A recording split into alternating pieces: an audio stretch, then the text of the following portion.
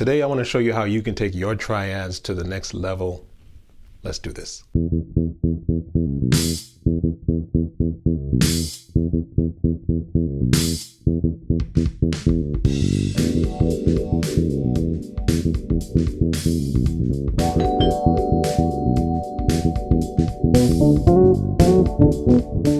Hello, my dear friends and neighbors. Welcome back to the Brownstone. Listen, today I wanted to speak a little bit about triads and having you look at triads in a much more expansive way. And we're going to do so with two chords, a two-chord chord progression. All we're going to do in the key of G is go back and forth between the 1 chord and the 6 chord. You've heard this progression a million times.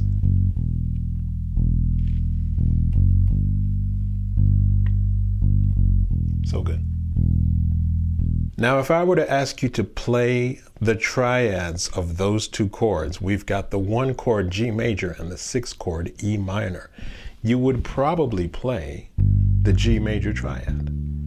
And then you would probably play the E minor triad. But if I were to ask you just to play me the notes of that triad, G, B, and D, well then you might not think of those notes as a triad, just hearing those names in the air like that. And you would look for where those notes would appear on the neck.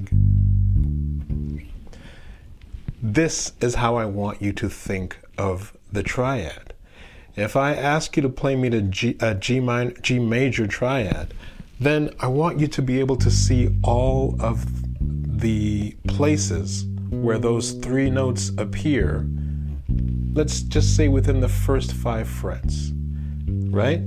So we've got G to B to D, but we've also got the G at the octave and the octave of the 3rd.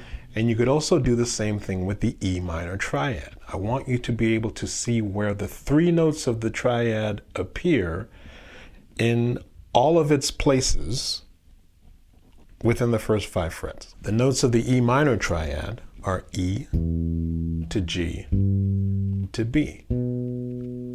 So you've got those 3 notes there, but then you've also got the E down to the B, down to the G, and of course the open E. So when you play the E minor triad, play all of those notes.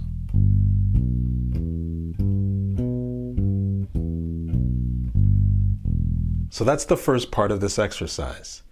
I want you to see the full triad and be able to identify and play the full triad.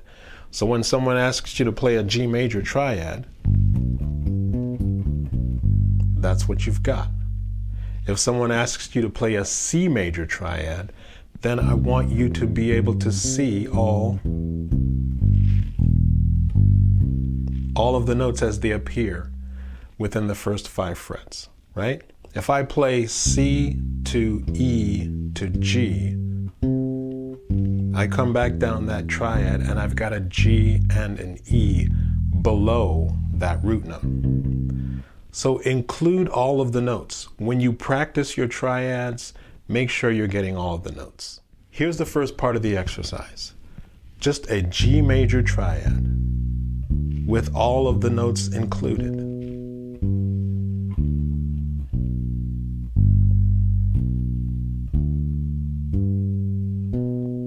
So the notes I have: G, B, D, G, B, G, D, B, G.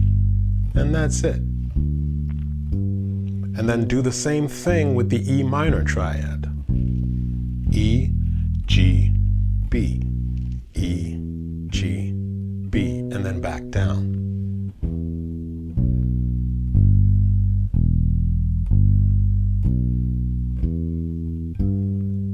The reason why I'm playing in this way is because I'm getting these shapes into the muscle memory, right? My fingers now know where they're supposed to go. So when someone says, play me an E minor triad, this is what I've got. at least within the first 5 frets.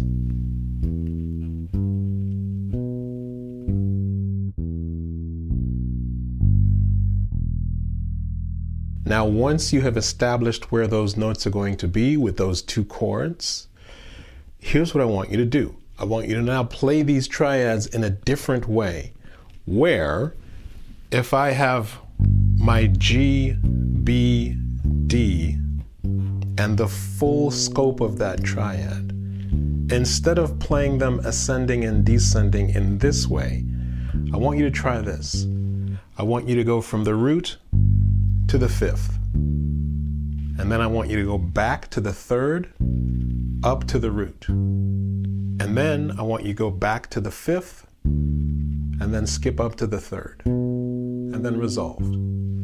So here's the pattern that you get: root, 5th, 3rd, root, 5th, 3rd, root. Right? Root, 5th, 3rd, root, 5th, 3rd, root. And then I want you to do the same thing on the E minor. Go root to the 5th, to the 3rd, up to the root, down to the 5th, up to the 3rd, down to the root, up to the 5th, down to the 3rd.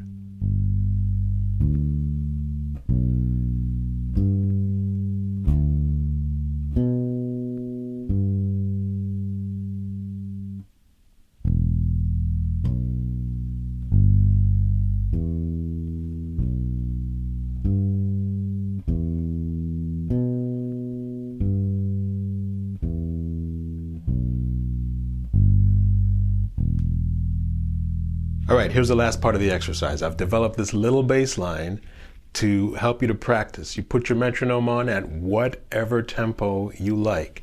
Take this as fast or as slow as you want.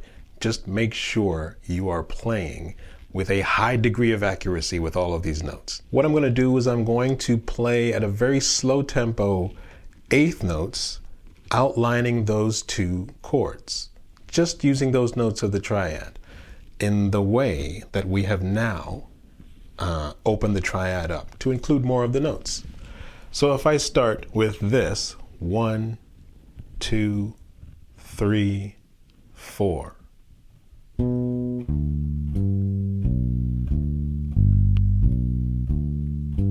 So what did I do there? I played that exercise that we just went through, and when I got down to the root, I just played the triad up to the octave. So 3rd, 5th, root, 3rd, 5th, root, 3rd, 5th, root. I'll do that again. I'm starting from the high 3rd, the top note, going down to the 5th, and then going up to the octave of the root, going down to the 3rd, going up to the 5th, and then going down to the root. Once I get to the root, I play the triad up to the octave.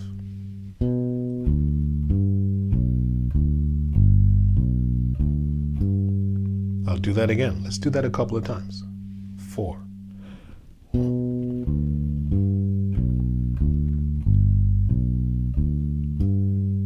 2, 3, 4.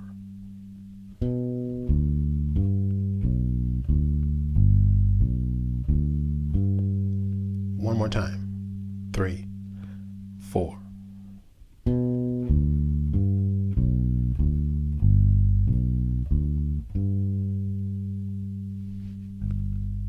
So now we'll do the same thing with the E minor. The only difference is when we played the G major, we've got 1, 2, 3, 4, 5 notes. When we play the E minor, we've got one more note. We've got 1, 2, 3, 4, 5, 6 notes. So we're going to have to accommodate for that once we practice this in time. The way we do that is we start our pattern on beat 4 of the bar, and then we come in. So we'll get to that. But first I'll show you how I'm thinking of this same pattern as it relates to the E minor. I start from the highest note, which is the B, the fifth. So then what do? I go fifth down to the root, and then up to the third, then down to the fifth, up to the root, down to the third, up to the fifth, and down to the root.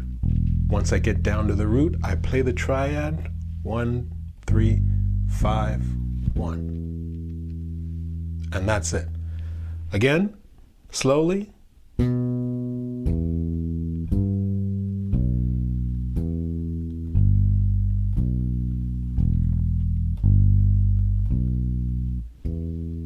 That's the pattern.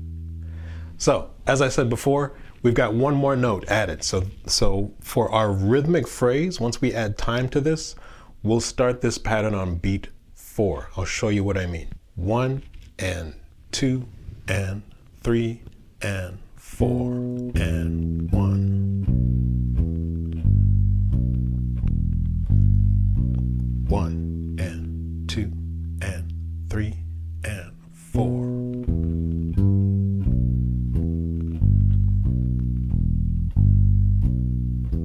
And 2 and 3 and 4.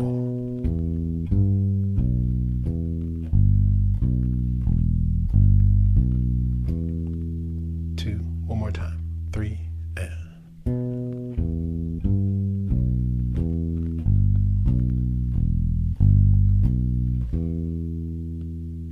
and that's the pattern. Once you have those patterns down, the pattern for the G major and the pattern for the E minor,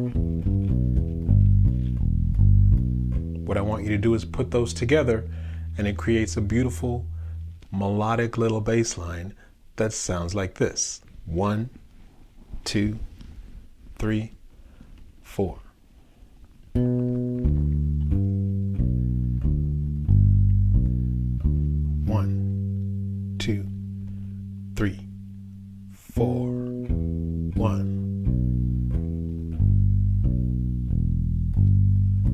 1, 2, 3, 4.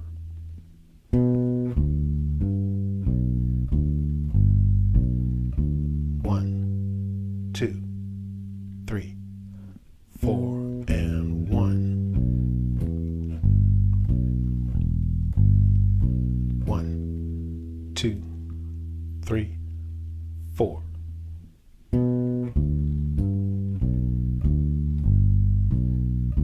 1, 2, 3.